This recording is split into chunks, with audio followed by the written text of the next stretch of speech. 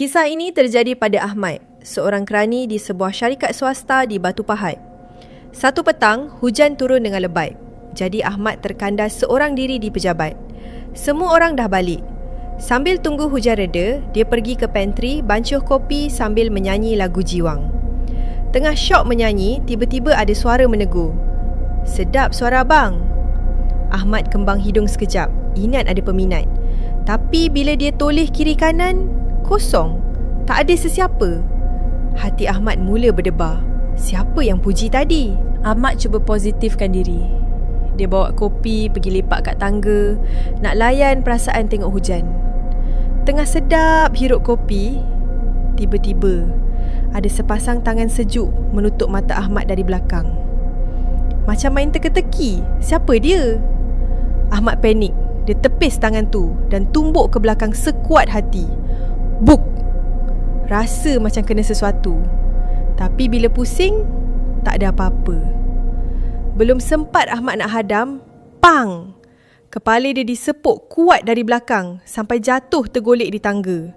Sakitnya bukan main-main. Ahmad lari masuk bilik pejabat dan kunci pintu. Dia nampak kelibat makhluk tu muncul depan mata. Rupa dia macam beruk, berbulu, buruk dan bau busuk macam bangkai tikus. Ahmad gelabah. Dia keluarkan telefon nak pasang ayat ruqyah untuk lawan hantu tu. Dia tekan play dengan yakin. Sekali yang keluar bukan ayat Quran, tapi lagu nasyid Sumayyah nyanyian Hijaz. "Darahmu menjadi sumbu." Ahmad tepuk dahi. Mampus aku.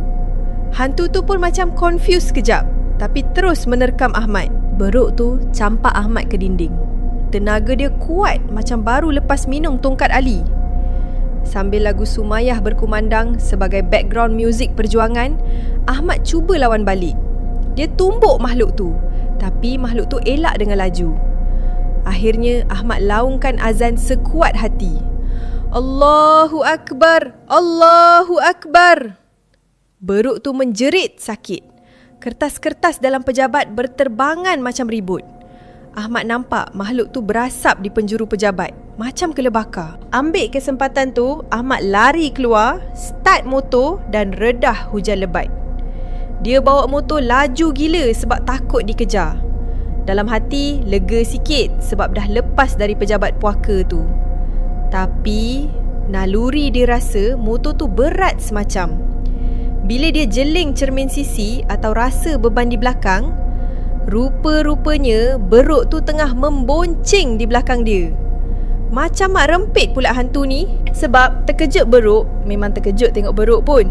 Ahmad hilang kawalan dan terbabas di simpang jalan. Gedebuk, jatuh motor dalam hujan lebat. Sedar-sedar, Ahmad dah ada kat hospital dengan kaki bersimen. Patah kaki. Ahmad reda je lah asalkan selamat nyawa. Cuma Ahmad terfikir, dia patah kaki, beruk yang tumpang tadi tu cedera tak? Ke dia dah lari cari mangsa lain nak tumpang balik office? Itulah pengalaman nyeri bercampur lawak Ahmad di Batu Pahat. Pengajarannya, pertama, jangan nyanyi sorang-sorang kat pantry waktu maghrib. Kedua, pastikan playlist mengaji tu betul-betul surah, bukan lagu nasyid. Dan ketiga, kalau rasa motor berat waktu malam, jangan tuli belakang. Terus je jalan sampai rumah.